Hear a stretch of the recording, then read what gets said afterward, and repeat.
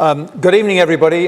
This welcome and introduction is going to be in two parts. My name's Nigel Shabolt, and I'm the principal of Jesus College, and I'm hosting this evening's event. But I'm going to first of all introduce our Vice Chancellor, Irene Chasey, who's going to say a few words to put the event into context. Irene. Thank you, Nigel. Great, well, good. I guess it is coming up to the evening, late afternoon, evening, everyone. Thank you, Nigel, and thank you so much for inviting me today. I'm absolutely thrilled to be here and really looking forward to the lecture. I just want to start by obviously welcoming you as well, and to thank Nigel and, of course, Jesus College for hosting this lecture in this gorgeous surrounding. If you've not been here before, I do encourage you to come and use it and book it. It's an amazing space and wonderful. I think you've still got the art gallery up at the top. But today we're to hear the fabulous Professor Jessica, who Nigel will introduce more formally momentarily. And of course, it's the annual lecture in AI and ethics. And this is something that is central to, of course, the university's desire to be really broad in its embracement of all things AI.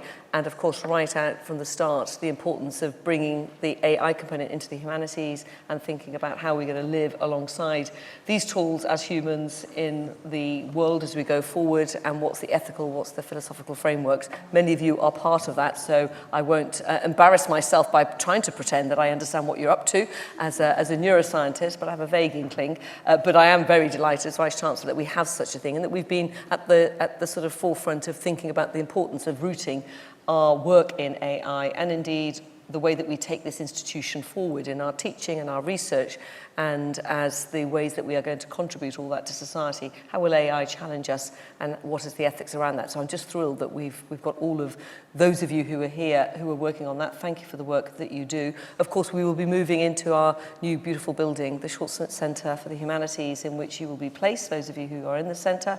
I know that you will share my excitement about what that centre will provide in terms of further opportunities for interdisciplinary conversations and work. So I wish you well in the move into that beautiful, beautiful space.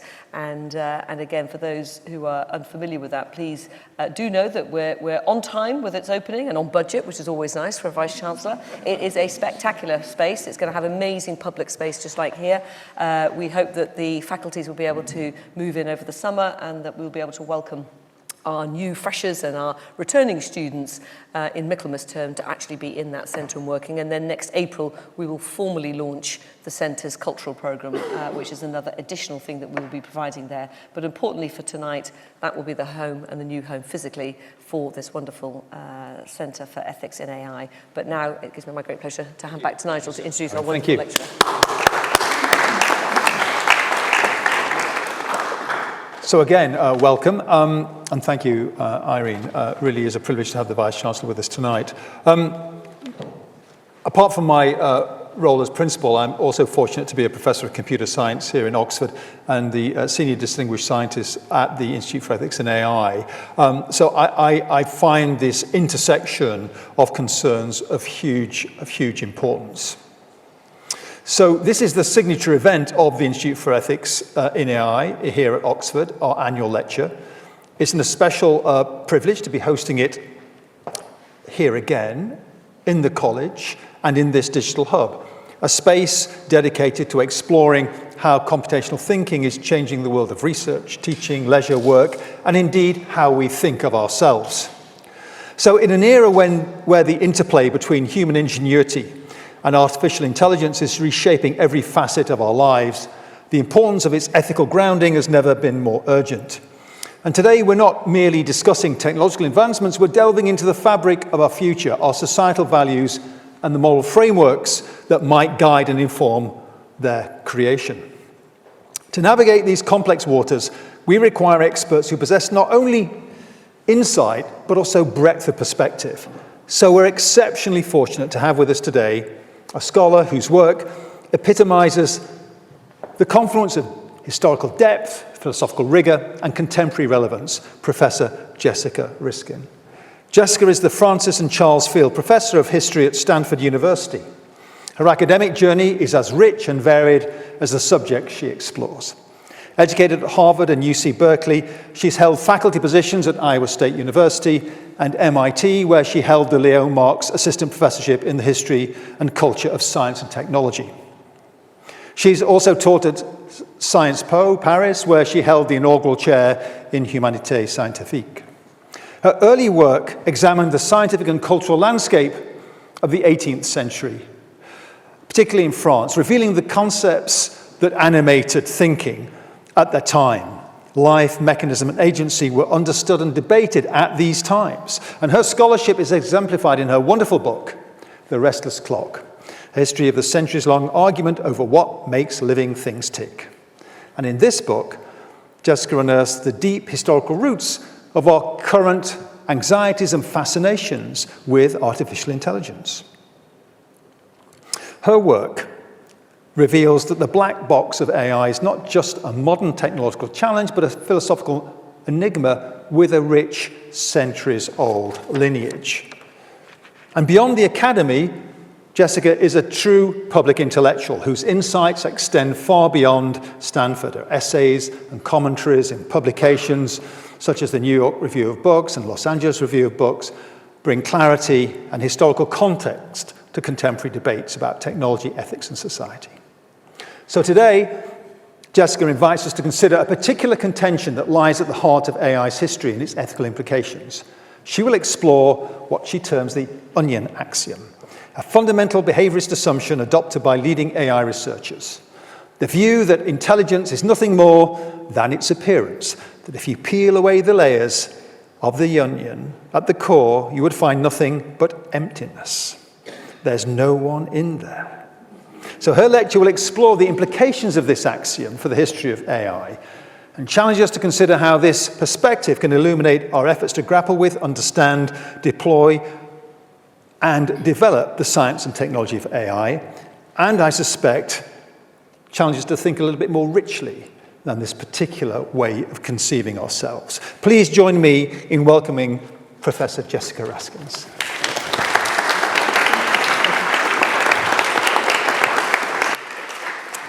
Well, thank you so much. Thank you for this lovely invitation. It's really wonderful to be here. We've been planning it for so long that it's sort of almost hard to believe the moment has come. And thank you, Vice Chancellor Tracy. Thank you, Sir Nigel, for that very kind introduction.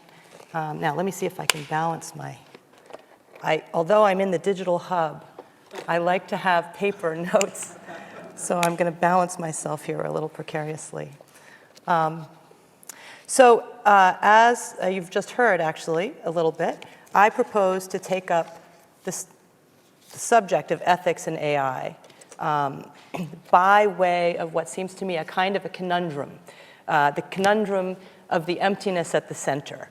I've had some interactions with the new AIs, and I'm continually sort of brought up short by the fact that there's no one there. When you interact with another person or even a non-human animal like a dog, you're constantly projecting your imagination into their personhood, imagining their motivations and their suppositions and their reasoning, and they're doing the same with you, so there's a kind of reciprocal imaginative exchange.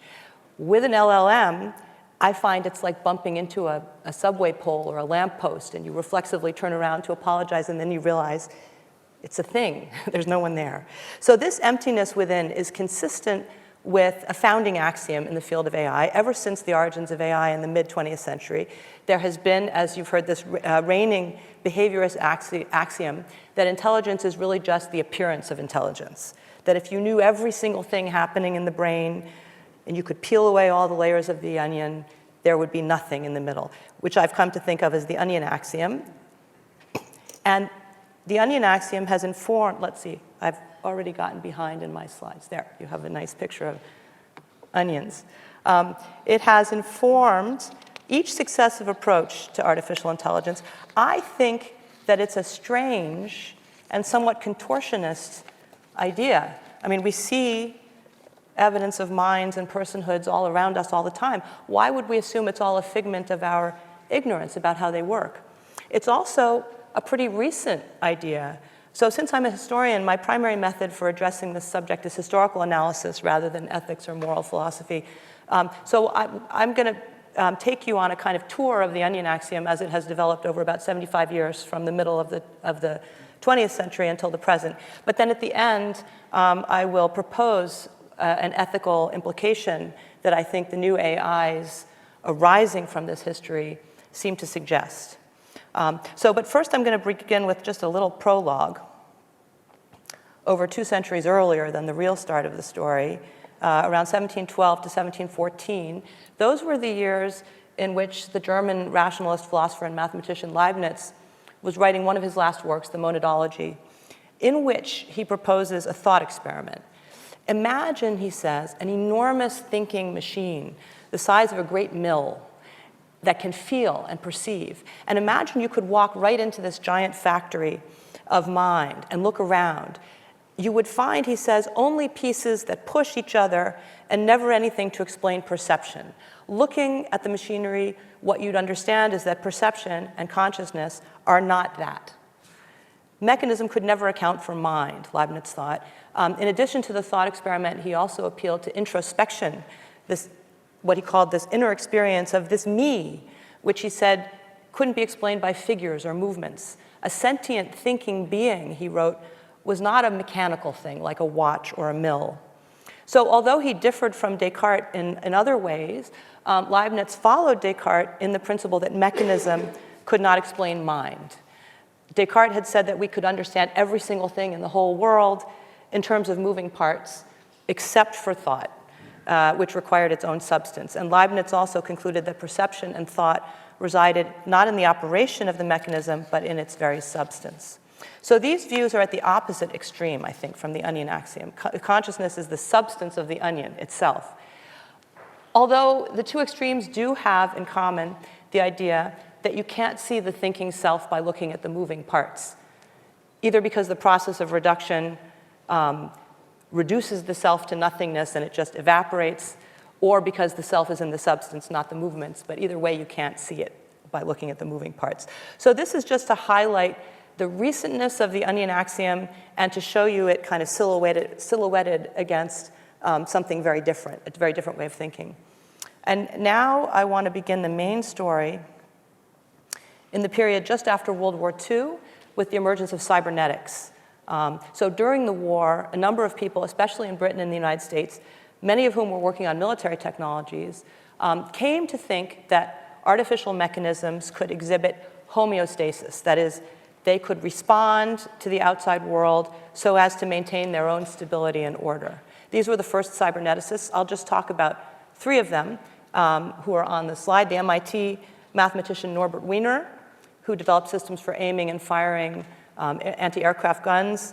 The English psychiatrist Ross Ashby, who built his homeostat machine out of RAF bomb control units, 4 bomb control units. And Gray Walter, pioneer of the electroencephalogram, who worked on scanning radar and guided missile technology. And the cybernetics project was to build artificial machines that behaved purposely like living beings. Weiner coined the term cybernetics from the Greek root for steersman, which is also the etymological source of the word governor. And he had in mind Bolton's and Watt's' 1788 steam engine governor, which maintained the speed of the engine between certain limits, and James Clerk Maxwell's 1868 essay on governors, which Weiner saw as the first theoretical treatment of cybernetic mechanisms. So you have that on the left side of the slide and in the middle. In the founding manifesto of cybernetics, on which Weiner collaborated with his colleague Julian Bigelow and the Mexican physiologist Arturo Rosenbluth, the authors announced that they had made purposeful action and teleology safe for modern science by introducing the concept of negative feedback. And there they borrowed a term from electrical engineering, but they lent it a more broadly philosophical meaning. Negative feedback, they said, occurred when an object's behavior, sort of in quotes, was controlled by the margin of error at which the object stands at a given time with reference to a specific goal. And so they had in mind devices like I've just been mentioning, anti-aircraft or missile guidance systems, but they generalized from these to all purposeful behavior, which they said may be considered to require negative feedback. If a goal is to be obtained, some signals from the goal are necessary to direct the behavior. So just notice that the goal direction originates outside the entity, which does not so much seek its goal as get drawn to it. So the onion axiom here is rearing its empty center, I think. The first cybernetic construal of purposeful, this first cybernetic construal of purposeful action was pretty limited, as critics pointed out. What about all the kinds of purposeful action that don't involve a signal emitting object, like writing an opera or doing a math problem? Cyberneticists expanded their understanding of the goal of negative feedback-driven behavior to include the homeostatic purpose of maintaining stable internal conditions in response to varying external conditions. But still, in both the object-seeking and homeostatic versions, crucially, the guide of the actions was outside the being. Rosenbluth, Weiner, and Bigelow therefore adopted what they called a behavioristic approach. To evaluate whether a being behaved purposefully, you just had to consider whether it changed outwardly in response to its surroundings so as to achieve or maintain certain relations to those surroundings. And whatever might be happening inside of that being or object didn't matter. It was irrelevant. So by that definition, for example, a thermostat behaves purposely. Now we come to Ross Ashby and his homeostat, whose sole purpose was to maintain a steady state in response to environmental disturbances. So it has four, you can see the picture of it, it has 4 units. Each of them had a coil and pivoting magnet on top that emitted a DC output proportional to the deviation of the magnet from a central position. And Ashby wired the units together so that each one sent outputs to and received inputs from the other 3.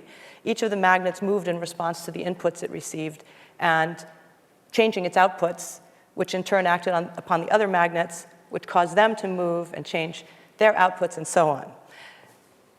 The homeostat, according to Ashby, shared a remarkable property of the nervous system, namely its power of self-reorganization. That's his, I'm quoting him. At the same time, he emphasized that self-organizing machines, whether living or artificial, were only apparently self-organizing. To understand self-organization as an external appearance only, he said, resolve the conflict about the nervous system between the requirement that it should be a strictly determinate mechanistic system and the fact that it seems to change its organization spontaneously. So if we regard it as purely an external experience, it solves, according to Ashby, this problem. The homeostat received tremendous publicity. When Ashby first presented it in late December 1948, it generated more headlines in Britain than the christening of the 1-month-old Prince Charles. A journalist for Time magazine described it as a modest black contraption that looked just like 4 storage batteries in a square. But he said its creator says it's the closest thing to a synthetic brain so far designed by man. And this was because, unlike a mechanical calculator, which just acts upon instructions in a scripted way, the homeostat, quote, really thinks, at least in the sense that it takes action on its own. The journalist pointed out, well, so does a seesaw, a compass needle, or a sunflower. But Ashby said his machine acted in a more complex way that the journalist noted with evident skepticism. Ashby holds constitutes thinking. So it was sort of a skeptical, I guess, journalist. Finally, among the cyberneticists, these 3, we come to Ashby's friend Gray Walter, who was director of physiology at the Burden Neurological Institute in Bristol. While Ashby was developing his homeostat, Walter was working on an electromechanical creature that behaved so much, he says, quote, so much like an animal that it has been known to drive a not usually timid lady upstairs to lock herself in her bedroom. He was referring to his wife, Vivian Dovey, who was pictured there. She doesn't look too scared in that frame. Walter called his creatures tortoises, and he named them Elmer and Elsie for electromechanical robots, light sensitive. The tortoises each had 2 senses, touch sensors and photocells, and they navigated a simple environment consisting of light bulbs and obstacles. They were attracted to moderate light sources, but repelled by bright ones. And when they encountered an obstacle, they would back up and sort of shift around it and move past it.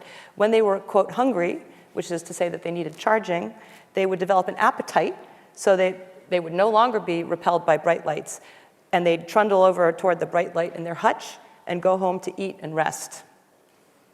According to Walter, the tortoises exhibited a, quote, typical animal propensity to explore the environment rather than wait passively for something to happen. They were in constant motion, bustling about in swooping curves like the restless creatures in a drop of pond water. Never, that's all Walter's language. Never still except when feeding. They often surprised their creator and his colleagues. For instance, they seemed to recognize their own images in a mirror. That was because of a small flash lamp that each wore on its head, which turned off automatically when the photocell was exposed to a strong light. So when a tortoise encountered its image in a mirror, it was first drawn to the reflected light, but when it got close enough, the light became bright enough to cause the headlamp to switch off. Then the tortoise would move away, but as soon as the headlamp switched off and it was no longer exposed to its own reflection, it would switch back on, and the tortoise would again be attracted. And so, quote, the creature therefore lingers before a mirror, flickering, twittering, and jigging like a clumsy narcissus. If it were observed in an animal, it might be accepted as evidence of some degree of self-awareness. Another surprise was that the tortoises seemed to recognize one another. They were attracted to one another's headlamps, but each of these would cause the other to switch off in the same kind of process like I just described. And switching off would cause them to switch back on, so that the creatures appeared to dance little jigs of mutual greeting. Therefore, said Walter, the machines cannot escape one another, but nor can they ever consummate their desire. A population of such machines, he thought, would form a sort of community with a special code of behavior. And he added, it may be that they are only tricks, but were the models real animals, a biologist could quite legitimately claim it as evidence of true recognition of self and of others.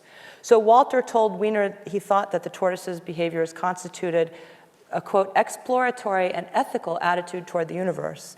And Weiner agreed with that, writing that the tortoises exhibited mutual reactions which would be interpreted by most animal psychologists as social behavior.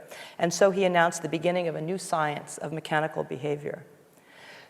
So the thing about all of this that I want to point out is that all of the tortoise's qualities, restlessness, exploratory curiosity, self-recognition, mutual recognition, sociability, all of these are believable only if you disregarded the internal mechanisms that caused them. You had to equate appearance with reality to decide that consciousness and curiosity and restlessness and sociability were simply their appearances and nothing more. And that was the cyberneticist's general position. Ashby put it, I think, the most clearly. Here's Ashby. What I am saying is that real intelligence does not exist. It is a myth.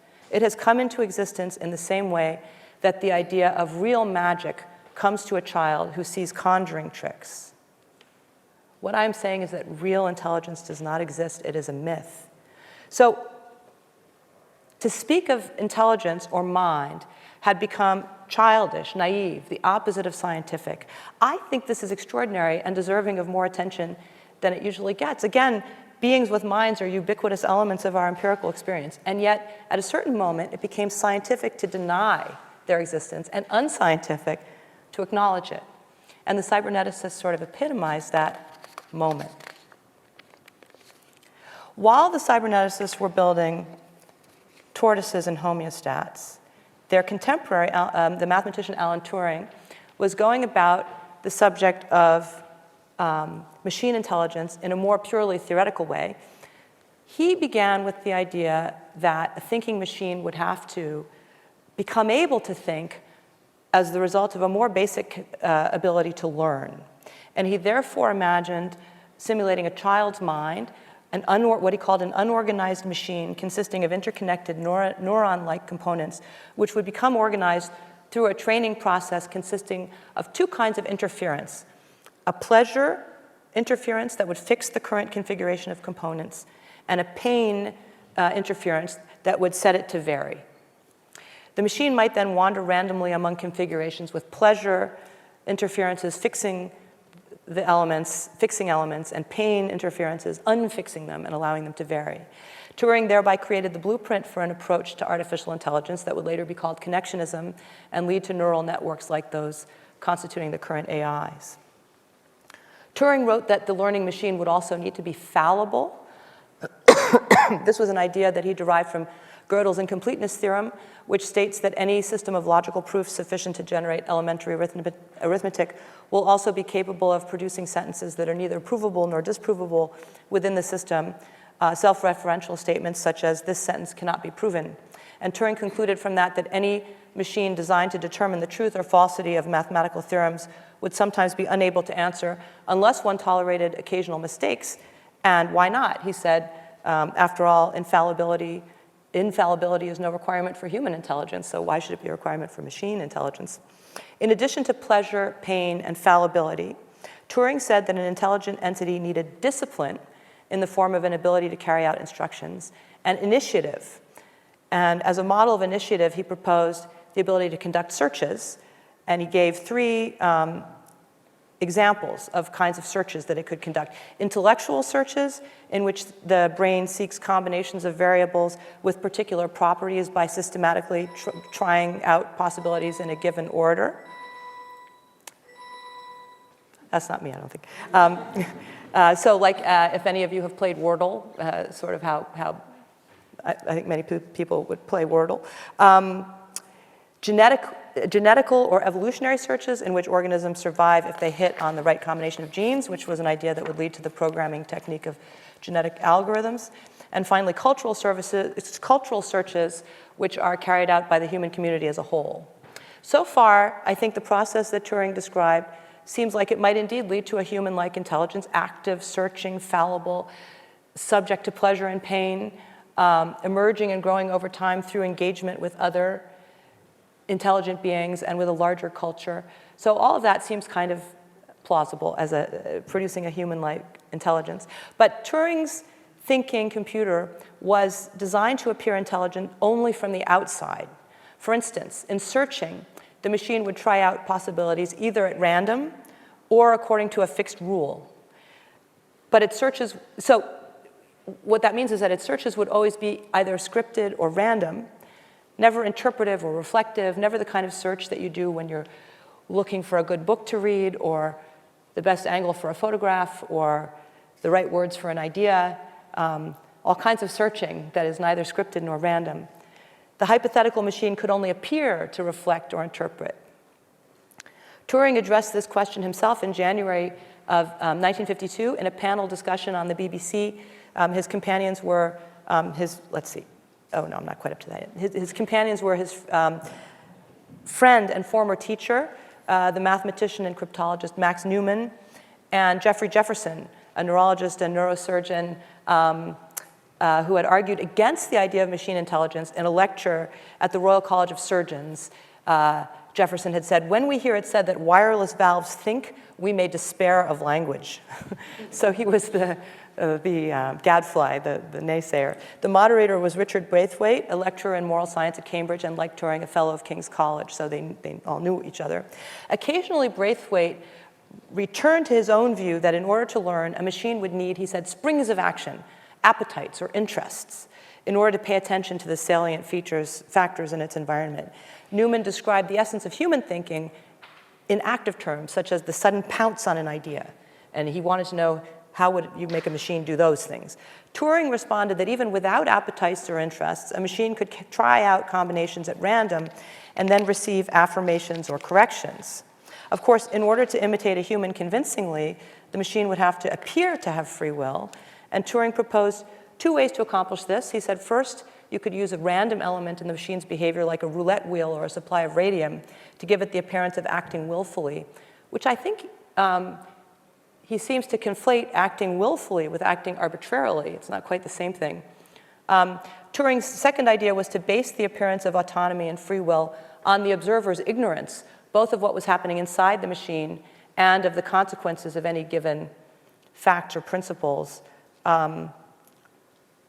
So here he referred to something that the mathematician Ada Lovelace had said of the analytical engine, the calculating machine designed in the 1830s by Charles Babbage, with whom Lovelace collaborated in developing a theory of mechanical computation. And she had said the analytical engine had no pretensions to originate anything, had no pretensions whatever to originate anything. It can do whatever we know how to order it to perform. Turing said this assumes that when we give the machine its orders, we necessarily grasp at once all the consequences of these orders, an assumption that's clearly false. So if the machine arrives at consequences that we hadn't foreseen, it's arguably originating something. So intelligence, in other words, whoops, I need to go back to that for a moment. was in the ignorant eye of the beholder, unless it was in the private experience of the thinking being where it was inaccessible to science. When Jefferson pressed Turing to define thinking itself as opposed to its outward appearance, Turing said he could only say that it was a sort of buzzing that goes on inside my head. Ultimately, the only way to be sure that a machine could think was to be the machine and feel oneself thinking, but that way lay solipsism and not science. From the outside, Turing argued, a thing could seem intelligent only as long as you didn't know all its rules of behavior. A science of the inner workings of intelligence would therefore be paradoxical, because any appearance of intelligence would evaporate in its face. Newman drew the analogy to the beautiful mosaics of Ravenna. That's why you have that on the right side of the slide. He said, if you scrutinize these closely, you might say, why, they aren't really pictures at all, but just a lot of little colored stones with cement in between. Intelligent thought was a mosaic of simple operations that, viewed up close, disappeared into its mechanical parts. So it seems like you might take a different lesson from the mosaics, that they really are pictures. Anyway, we can come to that. The necessity of measuring intelligence from outside and not inside was a crucial point of Turing's captivatingly strange landmark 1950 essay, Computing Machinery and Intelligence. Everyone knows about this paper, but if you haven't actually read it, you might not realize just how strange it is. I encourage anyone who hasn't read the paper itself to read it. It's part literary essay, part humorous jaunt, part philosophical reflection, part research proposal. It's really impossible to categorize. And Turing here introduced his idea for a test of machine intelligence, ever since known as the Turing test. I think it's familiar, especially to this crowd. It's a test. It's a game played with a machine, the imitation game. A human examiner would converse with a machine and another human, both hidden off in another room, both trying to persuade the examiner that they were the real human. And if a machine could beat a human being, Turing said, we have to grant it the courtesy of considering it intelligent. The conversation should be absolutely unrestricted, encompassing anything that the examiner wants to talk about. Turing offered some examples of imagined conversations, so he's got dialogues in this essay that range over arithmetic, chess, poetry, Dickens, Christmas, anything. For instance, the first conversation begins, please write me a sonnet on the subject of the fourth bridge. Why that, of all things? Maybe Turing meant to test the seemingly open and unconstrained nature of human intelligence, which was something that greatly preoccupied early writers on machine intelligence. For instance, Edgar Allan Poe, when he met Wolfgang von Kempelen's fraudulent chess-playing automaton in 1836, he knew it had to be a hoax because he said no machine could confront the indeterminate will of its antagonist. It seemed to him that any material mechanism must be finite, and it could never account for the unbounded nature of thought or chess playing in which you respond to anything your antagonist throws at you. Babbage actually found a solution to this problem in punch cards, which have an indefinitely great temporal capacity, so you can string together any number of them and can even feed the result of an operation back into the machine, a process Babbage described as the engine eating its tail. So the machine could have an unlimited capacity, despite the fact that no machine can include infinity. He pointed out that you could replace infinite space with infinite time. 2 years ago, in the early days of ChatGPT, I asked it the fourth bridge question, and it generated a not great but thematically relevant poem. When I tried it again recently, it did the same thing. I think the AIs have not gotten any better at writing poetry, but the fact that they can do it at all is quite extraordinary. And still, the response of Turing's imaginary interlocutor seems more human than the mediocre poems. It says, count me out on this one, I never could write poetry. And so it exhibits independence. Just because you've asked it to do something doesn't mean it has to do that thing. It can politely decline. Even though the new AIs have the open-endedness of range that preoccupied early writers on thinking machines, they have seemed to lack something that Turing's imaginary mechanical friend had. I'll call it personhood. The essence of the Turing test is authentic conversation and not, for instance, the ability to do math or play chess, two of the traditional benchmarks for rational ability, which Turing got rid of in some more snippets of imagined dialogue. In the first one, he asked, add 34,957 to 70,764. And the respondent pauses for 30 seconds before answering 105,621. which is incorrect for those of you with an authentically human capacity for mental calculation. When I typed this question into ChatGPT, its answer was instantaneous and correct, 105,721. Turing's fantasy dialogue continues, do you play chess? Answer, yes. ChatGPT also told me yes. Turing's next question, I have K at my K1 and no other pieces. You have only K at K6 and R at R1. It's your move, what do you play? This time the machine pauses for 15 seconds before responding R to R8 mate, which is a good answer, but that's a pretty easy chess scenario. Weirdly, ChatGPT gets it wrong. It said R to R6 checkmate, and when I pointed out that that didn't work, it got more and more incoherent. I tried it again recently, and the responses were no better. So it's bizarre that the AIs have not learned how to play chess. Of course, chess playing programs have existed for decades, so that's, and you don't have to play chess to be intelligent. So I guess it's neither here nor there whether the generative AIs can play chess. And still, surely an intelligent being who can't play chess would say something like, count me out on this one, I never could play chess. Meanwhile, you begin to have a sense of a personality in Turing's imaginary mechanical friend, this modest creature who never could write poetry, adds numbers inaccurately, can manage a simple chess scenario given a little time, and gamely plays along with this odd interrogation. In the next bit of dialogue, Turing returns to poetry. Interrogator, in the first line of your sonnet, which reads, shall I compare thee to a summer's day, would not a spring day do as well or better? Witness, it wouldn't scan. Interrogator, how about a winter's day? That would scan all right. Witness, yes, but nobody wants to be compared to a winter's day. Interrogator, would you say that Mr. Pickwick reminded you of Christmas? Witness, in a way. Interrogator, yet Christmas is a winter's day, and I do not think Mr. Pickwick would mind the comparison. Witness, I don't think you're serious. By a winter's day, one means a typical winter's day rather than a special one like Christmas. So a couple years ago, when I typed the opening question of this exchange into ChatGPT, wouldn't a spring day work just as well? Its response was certainly, and it offered another poem, that poem. Then I proposed Winter's Day. It responded again, certainly, and gave me a third poem. When I tried it again just recently, the answers were more like the ones Turing imagined, taking up the relative poetic advantages of spring, summer, and winter. So maybe that's progress. Turing predicted that by the end of the 20th century, machines would be able to win the imitation game 30% of the time, and people could then call them intelligent.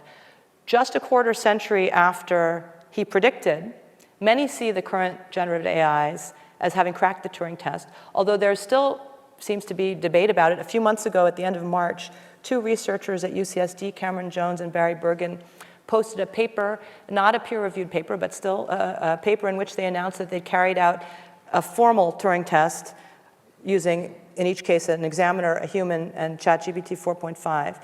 And the AI had persuaded the examiner not just in 30%, but in 73% of trials that it was the real human. But in their paper, Jones and Bergen say that the AI won by cheap tricks, that's their phrase, and that its success didn't establish its human likeness. Gary Marcus, a professor of psychology and neuroscience at NYU and a critic of the idea that the LLMs represent intelligence, has said that the bar was set artificially low and declarations of victory are therefore premature. They only used 4 questions and about 40 words of dialogue.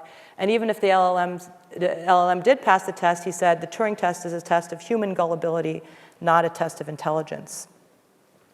Jones and Bergen reported in their paper that GPT 4.5 won only when prompted to adopt a human-like persona. So I tried doing the same thing with Claude 4.0. I asked it to adopt a human-like persona, and I noticed that it started adding lots of first-person phrases referring to thoughts and emotions like, I think, I've always found, I find it fascinating. It also added what sociolinguists call fillers, like little phrases that just kind of manage the relation between the speaker and the listener, such as, isn't there, like there is, isn't there, that kind of thing. So perhaps this is what they meant by Jones and Bergen's meant by cheap tricks. Of course, the whole point of the Turing test is to play a trick. But does Turing intend it as a cheap trick, where once you know the truth, you write it off as not really human-like, a measure of human gullibility? I don't think so. Turing's point is pretty clearly the opposite, that if the machine can pull off the trick, we should consider it to have a human-like intelligence. At the same time, Turing specified that a machine must be admissible even if its engineers couldn't fully describe how it worked. The teacher of the machine might well be largely ignorant of what went on inside, and if not, in fact, the teacher would lose any sense that the machine was intelligent.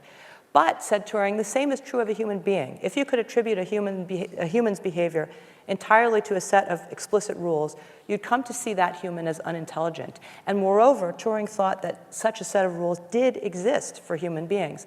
Not, he said, a list of precepts such as stop if you see red lights, but a set of laws of behavior such as if you pinch him, he will squeak. Although on the literary level of these imaginary dialogues with humans and machines, Turing conjured up a mechanical intelligence with what seems to be authentic personhood. On the technical level of that same paper, he denied that there was any such thing.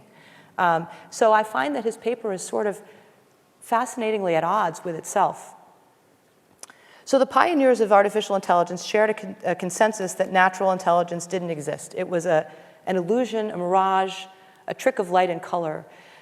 This was a strange intellectual moment when people in several fields, also including evolutionary biology, psychology, cybernetics, as we saw, were busy denying the real existence of mind and mind-made meaning in the world and eradicating all mention of these from science. I've just been working on a book about Jean-Baptiste Lamarck, the first evolutionary theorist, and the banishment of his and Charles Darwin's ideas about the role of mind in evolution, sort of eradication of those ideas from evolutionary science. But that's a story for another day, but it's another example. Purity of any reference to irreducible mind or meaning became a hallmark of the sciences, distinguishing them from humanistic ways of thinking. Scientists, by insisting that mind reduced to meaningless bits and that they alone grasped this fundamental reality, partitioned their fields from humanistic disciplines that worked at the frothy level of illusory meanings. To be properly scientific, according to the new standard, an explanation must take a certain narrow form. It has to be the reductive account of passive mechanical devices. Turing participated in this partitioning, even though he himself included these whimsical literary dialogues in his paper on machine intelligence and made an engagement with poetry and novels the chief characteristic of his hypothetical intelligent machines, and presented his ideas in a form that really, I think, can only be described as literary. And yet it seems to me a really contradictory situation. Around the time that Turing wrote his paper, not only were cyberneticists founding their new discipline upon the onion axiom, but neo-Darwinist evolutionary theorists, as I've mentioned, were arriving at the modern synthesis. So you have Julian Huxley's modern synthesis on the left side, synthesis of evolution and genetics, casting living beings as entirely passive in the evolutionary process, able to do nothing but undergo random genetic variations and be acted upon by natural selection. Behaviorists, such as the Harvard psychologist B.F. Skinner on the right side of the slide, were eliminating all mention of consciousness, mind, will, and intellect from psychology. So that was Skinner's principle that none of those things should appear in a psychological paper. So this was the intellectual world in which artificial intelligence took shape. But during the 1970s, UC Berkeley became the headquarters of the resistance to this approach to artificial intelligence. Two philosophers, Dreyfus and Searle, Hubert Dreyfus and John Searle, devoted careers to criticizing the founding assumptions of AI.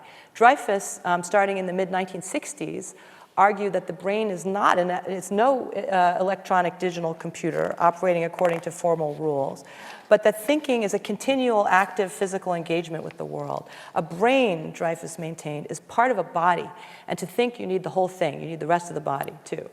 A new tradition of AI researchers responded to this critique in the 1980s by designing embodied artificial intelligences that were a lot like a whole new generation of cybernetic robots, a sort of return to cybernetics after a hiatus. For instance, the MIT roboticist Rodney Brooks built robots such as Herbert. So you have Herbert in the middle of the slide, which wandered around the lab going in people's offices and stealing empty soda cans. And I taught at MIT in the late 90s, early aughts, and got to hang out with Brooks and his robots. But Brooks, like his predecessors, returned to the principle that intelligence and cognition were, quote, in the eye of the observer. He designed each robot using what he called subsumption architecture, I think was his phrase for it, discrete behavior modules in each of the parts with no single module containing instructions for the robot's overall project. He took this to represent how natural creatures navigated the world. And he said his robots look as though they are acting on a centralized set of purposes. But it's an illusion. They have no self. They have no core, intelligent me inside.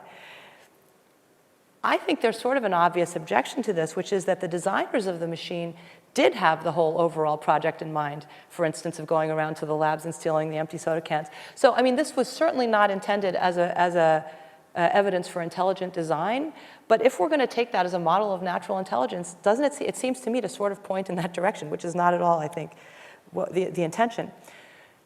Okay, so that's the embodiment critique. Searle's critique of AI, unlike Dreyfus's, did not inspire a new research program, but it did include a hypothetical scenario that became bizarrely famous. Searle imagined himself in a locked room being handed bits of writing in Chinese, along with instructions in English for how to compose some of these into appropriate responses. And he said to people outside of this room, it would seem as though someone inside the room spoke Chinese. But in fact, no understanding of Chinese would be happening inside that room. And likewise, a digital computer programmed to generate appropriate text, he said, wouldn't be understanding what it was doing. So passing the Turing test was no guarantee of intelligence. It seems like a rejection of the onion axiom. Searle rejected what he called the underlying dualism of the idea that thinking consisted of information processing, that the software of thinking was separable from its hardware. He wrote that neither lactation nor photosynthesis could happen in a silicon machine, and likewise only a brain's biochemistry could secrete the intentionality, he called it, that he took as the basis of thought. Okay, so far that seems to make sense. Still, Searle described mental phenomena like consciousness not as primitive constituents of the world, but as emergent features arising from the complex connectivity among neurons. And he said that mental phenomena couldn't cause anything to happen at the lower level of hardware. Any appearance of intelligence at that lower level, where the level that makes things happen, was an as-if situation, in his words, an optical illusion. He therefore recommended inverting any explanation in cognitive science that assigned a function to a mental cause. For instance, rather than saying that to keep my retinal image stable while I'm driving, I make lots of tiny eye movements, we should say that the tiny movements of my eyes keep my retinal image stable. This simple maneuver, grammatically omitting my agency and moving my eyes, he said, eliminates the mental cause altogether. There is nothing there except a brute physical mechanism that produces a brute physical effect.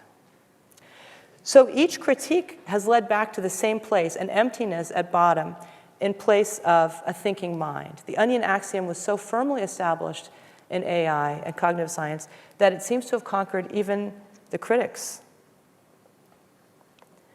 Despite the impossibility of knowing what thinking was or that it existed, Turing wrote that it was usual to have the polite convention that everyone thinks. So it's sort of a matter of etiquette. Alas, I think it has been anything but usual to have that polite convention. For as long as there have been people, no doubt, they have been declining to assume that other people think. But beginning around the turn of the 20th century, this tendency took on the powerful guise of science. In addition to informing AI's onion axiom, the reductive approach to mind expressed itself in a new regime of intelligence testing, which construed intelligence as reducible to a unitary measurable quantity. This was in turn a founding axiom of the eugenics movement in that period. Another central principle of the eugenics movement from mid-century onward was the ascription of qualities of mind to DNA. If intelligence reduced to certain well-placed nucleotides, once again, this implied it could be rigorously quantified. And people cited these reductive models of human beings to justify all kinds of discriminatory measures, from educational policies tracking students by race, class, and sex, to eugenic sterilizations. So on the slide, I've given you two Stanford examples of these, I guess as out of a sense of historical responsibility for the Stanford examples. So you have Louis Terman on the left, a Stanford psychologist who was a pioneer of intelligence testing and eugenics. And on the right side is David Starr Jordan, the inaugural president of Stanford, who was an ichthyologist and evolutionary biologist, and also very active eugenicist. He chaired the Committee on Eugenics of the American Breeders Association and co-founded the Human Betterment Foundation, which later provided information to Nazi officials. And he was a big advocate of forced sterilization, very successful. During the 20th century, about 20,000 people in state-run institutions in California were the victims of forced sterilization, and about 60,000 people nationally in the United States. So as you can tell, we're coming to the ethics part of the story. In contrast, the emancipatory movements of the same period in which people belatedly came to ascribe full human intelligence to other people to whom they had denied it, or in whom they had denied it before, grew not out of any reductive science of intelligence, but from the irreducible action of intelligence in the world, from inner personhood irrefutably asserting itself. For example, we can never be satisfied, proclaimed Martin Luther King Jr., as long as our children are stripped of their selfhood. The founders of AI and fellow travelers in cybernetics and behaviorist psychology were carrying the reigning reductive approach to its logical extreme by reducing intelligence clean out of existence. I certainly don't mean to say that they had any pernicious purpose in doing this. I don't think they did, but they participated in the establishment of a bizarre and darkly powerful idea of human personhood, the idea that there's no such thing. I think the personable interlocutors in Computing Machinery and Intelligence, Turing's essay, suggests that Turing did so in some way, despite himself. So Jones and Bergen, along with plenty of other people, warn that the new AIs can pose urgent social, economic, and political risks. Some have suggested that they're like Frankenstein's monster, on the verge of taking on a sinister life and mind of their own. Even without that, they can be very dangerous. They can make it impossible to distinguish information from disinformation, fatally undermining democracies or any form of rational decision-making, which we are now watching unfold in real time in the US. They could cause catastrophic harms in any complex system, economic, air traffic control, energy, nuclear weapons, by malfunctioning or by pursuing their goals in some unforeseen way. They could escape human control even without becoming the robot villains of science fiction and Elon Musk's early sensationalist warnings. And something that Musk, I think, markedly did not warn about while he was blowing smoke, they might become the tools of a fascist and violent oligarchic takeover, helping to bamboozle the population of the world's second largest democracy into zombie-like acquiescence. There are, in other words, urgent ethical questions at hand, and alas, I don't know how to address any of them directly other than through the standard channels of interdisciplinary study and oversight, political regulation informed by expertise, rational policy making, the very institutions that have bewilderingly evaporated overnight in the United States.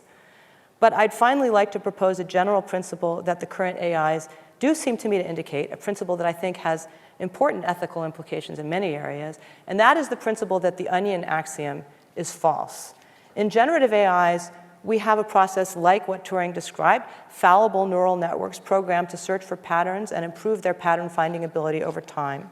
The result has been the logical outcome of this program, an extremely complex yet hollow system which exploits its audience's ignorance of its inner workings to present the appearance of a person while containing no actual personhood.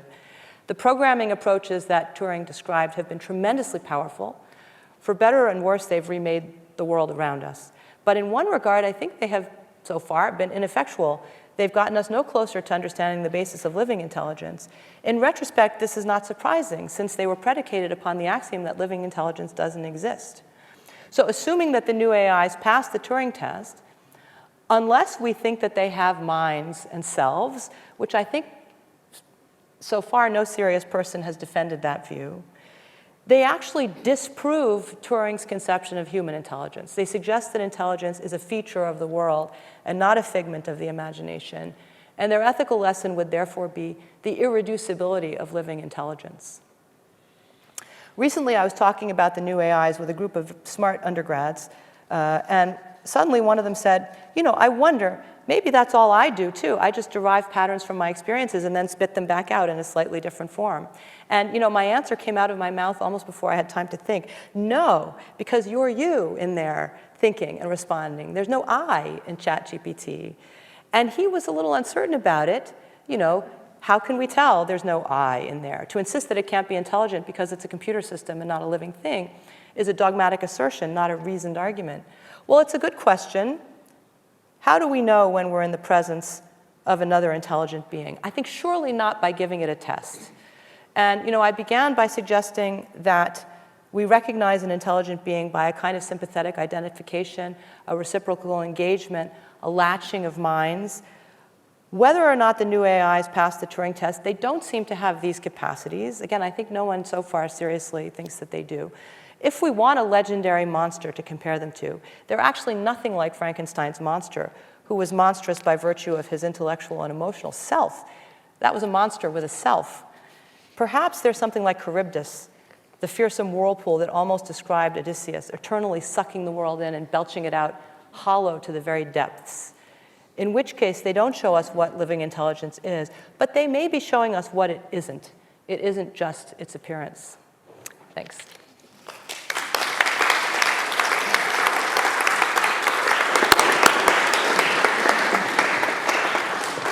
Thank you very much, Jessica. We've got a good amount of time for questions, and I guess, of course, this notion of the person, how philosophically how one escapes solipsism. So I know we can. I think we're picking this up. We are picking this up at the back, I hope. The question is, where are we to go to begin to get the I back into intelligence? And I guess, it is very much the case that I sympathize entirely with the notion that there really is nothing at home, despite some of the wilder claims of engineers, and those who kind of succumb to the sense that this can be my best friend. I can have an emotional connection with a companion. In fact, Mark Zuckerberg encouraged us to kind of think about making friends with the companions he can give us. There's a thought. But I mean, what's the lens that would be better to address this in, or are we just left with the great challenge of we've got really no further, despite our scientificism, in getting into that question? Great question. I mean, so first of all, I want to say I do find, I watch those ads on TV for these AI friends. I find them very chilling, precisely because I think there's no one there, and people are being encouraged for commercial reasons to think that they. But no, you ask a really good and important question. I mean, I think part of, for me as a historian of science, one of the values of doing history of science work, scholarship in this area, is to try and get a perspective on current science, kind of borrow perspectives of the past on current science, and maybe reopen possibilities that have been foreclosed. So for example, in my work in the history of evolutionary theory, I try to think, what would evolutionary theory have looked like over the past decades if the ideas of Lamarck and Darwin about the role of mind in evolution had not been largely pushed out, and I think now are actually coming back in, so we're beginning to find out. Evolutionary theorists are currently getting more interested in sort of the role of animal cultures and behaviors in directing evolutionary science. So we're getting a sense of what that science might look like. Now you're asking, what would AI look like if it had been predicated on an altogether different assumption that there is such a thing as intelligence, mind, selfhood? I think it's a fascinating question. I don't know. I guess, I don't know, maybe this is sort of a cheat, but my feeling is that as a historian, I can present that question to practitioners in the field, and you all can try and work out how would I do my research.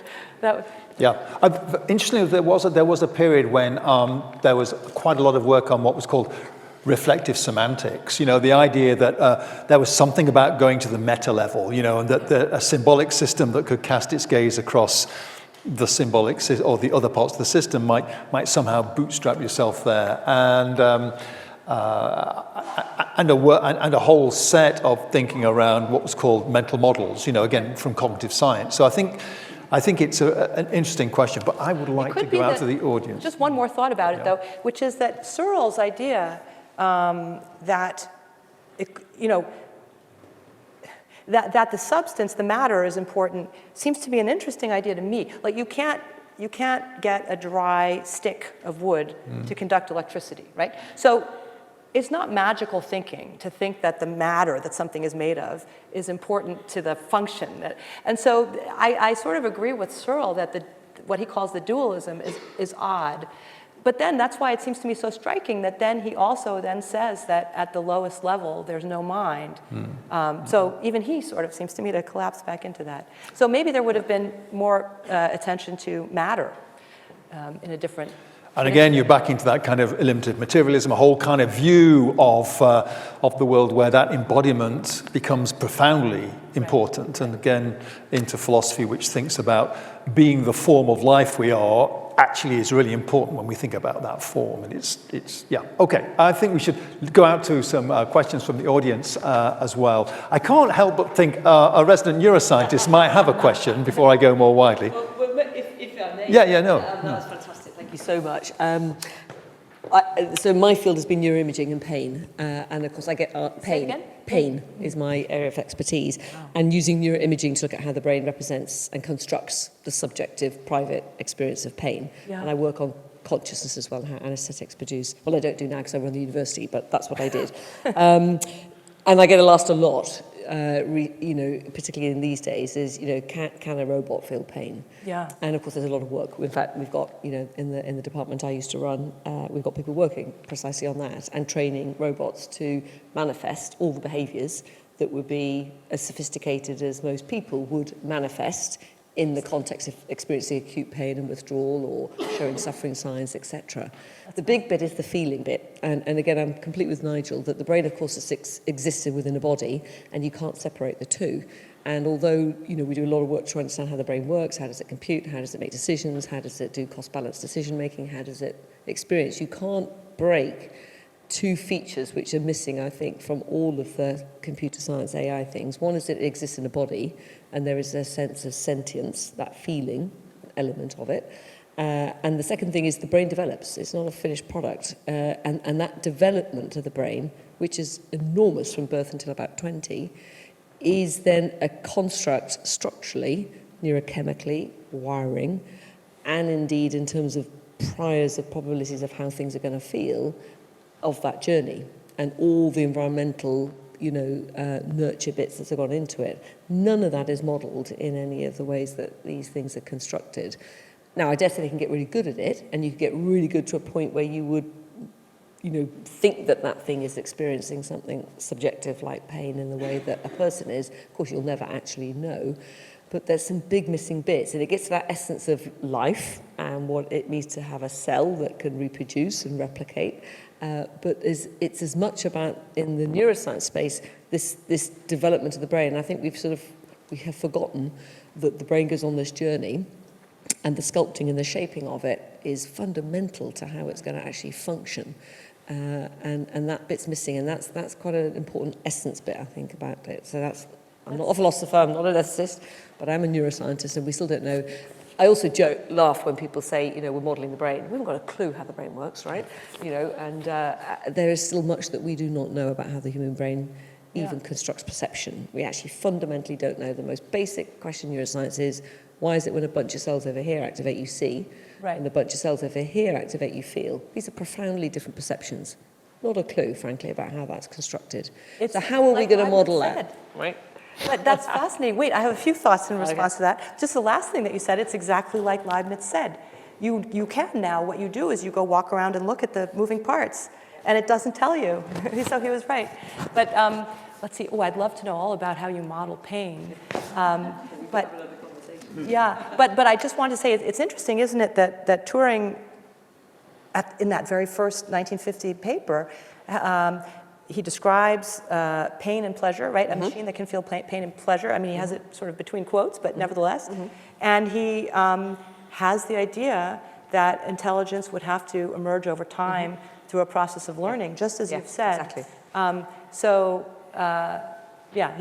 then the other thing that I was thinking of was, I mentioned that I got to hang out with Rodney Brooks and his robots, and he had another one named Cog, It was either Cog or Kismet. He had different versions of it. You know Cog and Kismet. So maybe it was Kismet that had these very cartoonish features that would broadcast with these features, show emotions. So, I mean, it could follow sound and motion, and so you would walk into the room and it would sort of follow you with its gaze, and if there was a loud noise, it would turn to look at the loud noise, and it would show excitement, happiness, sadness. If you didn't pay attention to it for a while, it would sort of look sad with these sort of cartoonish eyebrows and things. And they were really interested, he and his fellow researchers were really interested in how people responded. They were doing a kind of sociological study of how people responded to the appearance of emotions and suffering and things like that. But again, it was all the external appearance. So now I think the work you're doing is trying to model the internal. That's right. Well, it's a representation. And if I may, and then I'll shut up and let others. I was really struck by one of your comments about the understanding of whether it can have those experiences is as much by the observer as it is by whether the thing is there. Because I think that social contract, people often forget we are social animals, and that bidirectional contract and the experience that one has. And I think about my kids when they were young, and there were these little computer games. They were technology to look after them. Yeah. We had a live rabbit in the garden that was basically dead, for lack of nutrition or cuddles, whilst they were constantly, feeding and looking after this thing. And it was very meaningful for them. So as far as they're concerned, what it elicited in their own emotional reaction was fascinating in the context that was far preferred than a real organic rabbit in the garden. So that's great. We've got more questions. I think a question over there. Yep. Thank you. I just wanted to press the point of like a human eye and natural intelligence a little bit more, because I think we can tell a story about natural intelligence which is actually remarkably similar to artificial intelligence. So the idea that a person receives preferences, say from the world, from their parents, they weight them, that might be who they are, like what we assume that person is. Someone prompts them, i.e. they interact with another person, these weightings change over time. We might even be able to get perceptual information in there in the future, things like this. A lot of, I think, the story of natural intelligence, we don't want to admit, looks a lot like how LLMs or like a lot of new technologies are constructed. And you might even think that LLMs learn, right? If you have a really bespoke AI system that you just train on your prompts and it gets to, quote unquote, know you. So I guess my question is kind of, do we reduce ourselves to mysticism or become overly brutal or become overly brutalistic if we just sort of say, right, but I'm just me, I'm human, that's how I know that my intelligence is different to the intelligence of AI?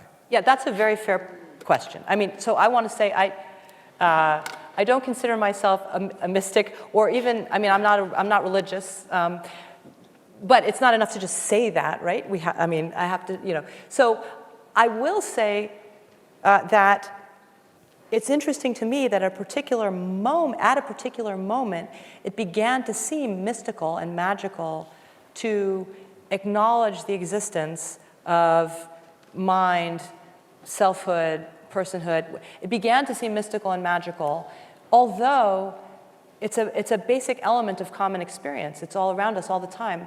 The fact that we don't understand how it works doesn't mean it's magic or soul or God. It just means we don't understand how it works. So I know I'm sort of sidestepping the question, because of course I can't tell you how it works. But in terms of the history of science, it just seems to me interesting that at a particular moment, the fact that we don't know how this thing works turned into, if you're going to believe that it exists at all, you're a mystic. And I actually think, okay, so maybe this is sort of a long.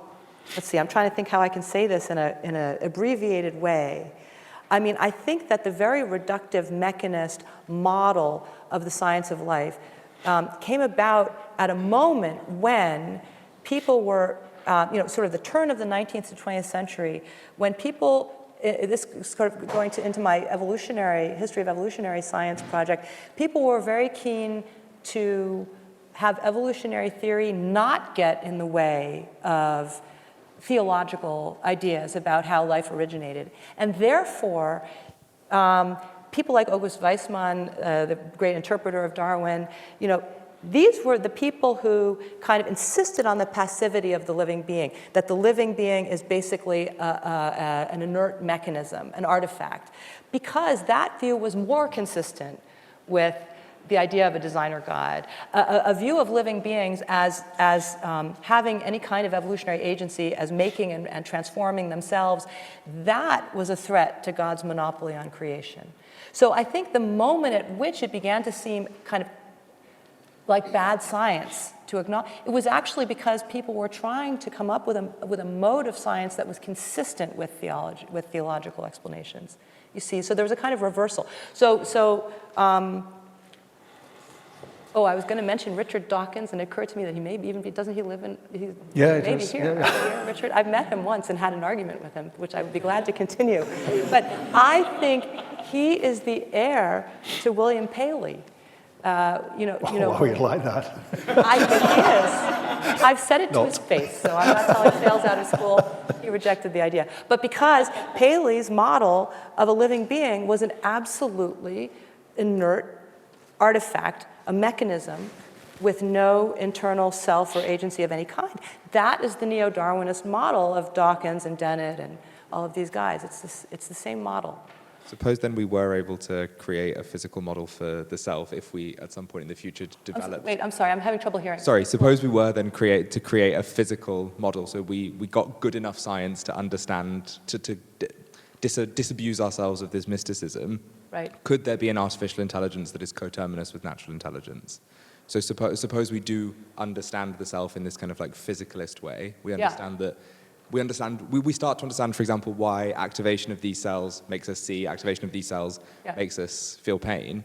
Do you think that there is a possibility that natural intelligence and artificial intelligence coalesce? Sure, yeah. I mean, I wouldn't, to say no to that question would just be a dogma, right? It would just be dogmatic. Why not? I mean, I certainly don't rule it out. Also, being a historian, I try to avoid prognostication. But why not? I mean, why not? Yeah. Okay, let's go to there's a question at the back, and then I've got a few questions I'm going to come to. So at the back.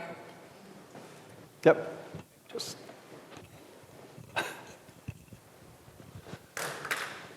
Thank you very much. I couldn't help it when you started talking about the commercial aspect of having an eye in the AI friends, that there's an eye there. That I thought of what I do. I mean, I work on social media content moderation. I serve on an oversight board for one of the companies. And in many cases, when we have a problem... Did you say that you think there isn't? I don't know, for some reason I'm having trouble. If you could speak slowly. I guess there's sort of an echoey thing and I'm having trouble, or maybe it's American versus now, English. When you were describing the AI friends, you spoke about that you understand that some of that insistence on having an eye in the AI friend is for commercial reasons, right? So people can communicate more, relate to. It's commercial, that's right. Yeah, okay.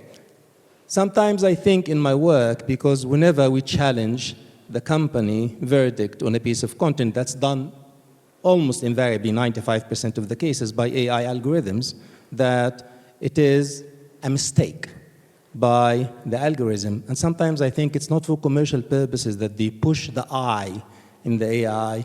It's also for liability and ethical reasons. It's almost what's a mistake exactly? That an AI algorithm, for example, removed a picture because it thought it's incitement to violence when it wasn't. Oh. Okay, so mistakes in social media content moderation. Right. And it's usually done by AI algorithms that are trained by the companies. Right. And it seems to me that in addition to the commercial aspect or to the philosophical aspect of having an eye in the AI, there's also a legal or liability and ethical aspect. They are shirking away certain responsibilities that they have in creating that AI by assuming that humans, and that I heard more than one time, that also human reviewers of content make mistakes. So algorithms sometimes make mistakes. The issue is I can fire a reviewer or get rid of them or appoint another company, but with AI, we just retrain them and we keep them. It obfuscates the whole liability and ethical issues when you start inserting an eye. Okay, you get the point, yep. I see. I think I understand. Yeah, so you're saying that they shouldn't, in the same way that they design machines that, like, if you say, shall I jump out the window, the machine won't say yes, right? They put, what do you call that, guardrails. In the same way, they should put guardrails that prevent the machine from seeming to have an eye. Is that what you're saying? I love that, yes. That seems right to me. If there is no eye, it shouldn't, that's a kind of direct ethical result of this, maybe, of this onion axiom, is that if there is no eye in there, it shouldn't pretend to have one. I like that idea. Okay, yes, thank you. Yes. Front. Yes. Thank you so much. That was so interesting. I was wondering if I could ask you to go a bit more into depth on some of the possible political ramifications of the onion axiom, because you touched on those a bit in the context of eugenics. And I'm interested in particular in distinguishing two aspects to the onion axiom. And I think they've sort of come out in conversation, but there's the kind of mistakenly personifying a thing, and then there's kind of the aspect of reifying a person.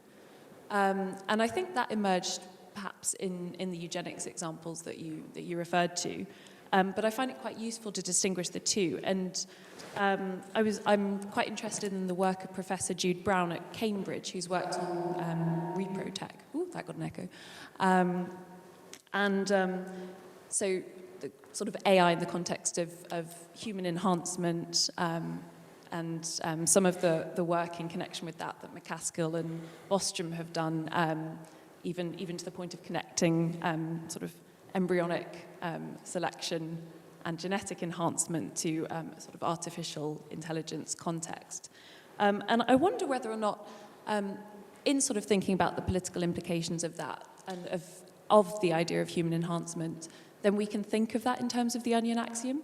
Because it strikes me that if, in the same sense that you think you can kind of strip away layers and mistakenly think there's someone at home when in fact there's no one, there does seem to be a context increasingly where if we talk about human enhancement as even a possibility in terms, then we're mistakenly sort of reifying a person and mistaking a person for an onion, and you can switch out some layers and you're not changing the essence. Yeah. And so I'd be interested to hear your thoughts on whether there is that sort of other side to the onion axiom in the sort of human enhancement context using AI. Thank you very much. I do think it's very helpful to distinguish these two sides. One of them is mistakenly treating a thing as a person, and the other one is mistakenly treating a person as a thing, and they're not the same. They go together, they travel together, but they're not the same thing. So thank you very much. That's very helpful. I haven't thought so much about human enhancement. And I'm interested to know about all the work that you just mentioned, which I don't know. But I will say, I guess I've thought more about, my colleague at Stanford, Robert Sapolsky, has a blockbuster book out called Determined, which is very much about the second of those, mistakenly. The book is about how it's arguing that people have that no living thing, including people, all living things, including people, are basically absolutely deterministic machines, that if you put together their genetics, their life experience, their environment, all of it, it ends up to be this kind of hermetically tight deterministic system, so that there is no behavior possible other than the absolutely determined behaviors. And he presents this as an ethical argument against retributive punishment. So his idea is that if people are absolutely deterministic, then no crime that they commit, is really their fault. I mean, they did it, they had to do it. And so we should not have retributive punishment. What we should have instead is quarantine. And people should be quarantined. And which has its own problems. I mean, what's the term of the quarantine? It seems to me there are all kinds of problems that he doesn't really fully address. But in reading that book and thinking about it, I found myself returning to Amartya Sen, the moral philosopher and economist, Amartya Sen's principle that kind of selfhood, personhood, should be the focus of any ethical program, of economic development, of that any project where we're trying to improve the world, improve people's lives in the world, that should be the crux of it. So, don't just think of people as having sort of inputs and outputs or, needs and actions, but really it's about kind of maximizing the realization of the kind of inner person. Okay, again, I mean, I suppose that this is I repeat that I'm not a religious person, but this seems like maybe just an assertion, and yet it seems to me like a really fundamental moral principle. So enhancement, it could be that, the idea of sort of enhancement of humans is, again, a violation of that principle. If you think of the worth of a person as measurable along these various parameters rather than thinking about the inner self. Okay, we have 3 more questions that I have seen for sure, and it'd be good if they were questions that we could contract into the next few minutes. So, yes, there we go. And then I've got... Thank you, Professor. Very appreciate, very, very interesting talk. My question is, there is like the deck enlightenment, very popular in Silicon Valley with technical leader and the political leader. And another one, like what's your presentation, very critical, nice, this point, more in like academic part. But for rest of the people, 99% of the rest of the people in this world, where there is a third way for, practical way for those people could be participate in this movement, the AI time. Thank you. I'm not fully sure I understood. Could you say it without try saying it without that? Okay. I just wondering, like the deck enlightenment, this kind of very popular in digital leaders and political leaders nowadays, in Silicon Valley, and also, of course, your critical ideas very important. The academic side. Yeah. But think about, for the rest of those people of the world, 99%, which not technically learn or academic people. Yeah. How there is another, the third way would be practical way for those people. Right. Participation in this AI talk. And do you have an idea in mind for the rest of the world, or you're asking me? Yeah. Oh boy, how sort of most people who are neither academics nor political leaders, how they can engage with AI in an ethical way? Is that the question?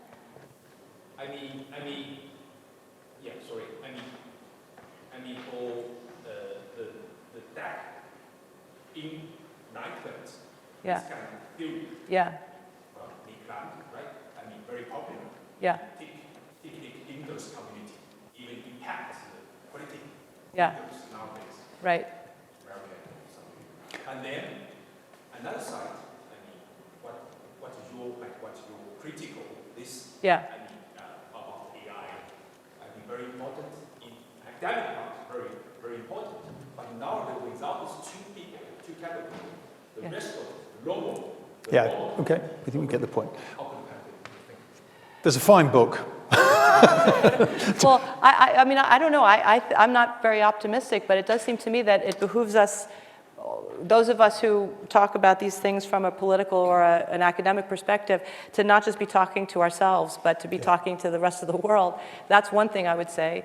But I'm afraid that sort of commercial forces are, so for example, let's say we propose this idea of putting a guardrail where the thing should not pretend to be an eye if it's not an eye. It'll never work. People make so much money on that. I hate to be so pessimistic, but it seems to me unstoppable. The profit motive there is so powerful. So, we have got to the point where some companies believe that a thing should say what it is and be what it says. That is to say, I am an AI, at least that far. But the issue that the I is an illusory component is very interesting. I'd like to take 2 more questions, Yuval, and then I had a question there. Yeah. Thank you. This was really interesting. Thank you. I'm a human rights lawyer, and when you look at the Universal Declaration for Human Rights from 1948, which is around the time of the Turing test, the declaration starts in Article 1 with this notion that human beings are endowed with reason and conscience. And there seems to be a certain corollary here between this duality reason and conscious, and there's body and mind. And I'm wondering to what extent this narrative, which does seem to suggest that there is an inner moral core, right, which is after you peel off all the onion layers, there is something which is not just an I, which has an identity, but also has some normativity.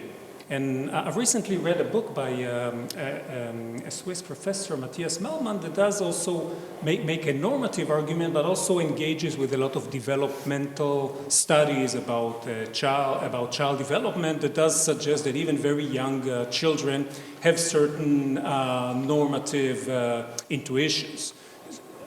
Do you see any connection between this trajectory and your concern with the emptiness at the heart of the onion? Now you're talking exclusively about humans, right? Not about AIs. When you say that there's something at the core. Yeah, but about humans. The implication would be that probably within an AI system you would not find that right. that normative core as a sort of something which is in a way self-generating. Yeah, it's interesting when you were talking about your kids and the rabbit. I was thinking, of course, because my children, I have two now young adults, but you know, my sense is that they were from the first minute. You know, they were them. I mean, it's actually a kind of extraordinary thing to try and articulate, you know, that retrospectively now, they're 22 and 24. When I think back over their lives, I have the sense that from the first minute they were, each of them, self. There is an I that's there from the beginning. But, you know, that sounds very, very beautiful and romantic about my two children, but I've also raised kittens and puppies. And I gotta say, like with kittens and puppies also, there's something in there, you know, there's something. It's normative. Right, yes, and absolutely has a normative, right. Yeah. So I agree, I guess I'm just agreeing with you that. But so you're saying this is an important criterion for human rights as distinct from. I think people are now beginning to think about it's kind of science fiction, but maybe not so far off. According to some people, I don't know.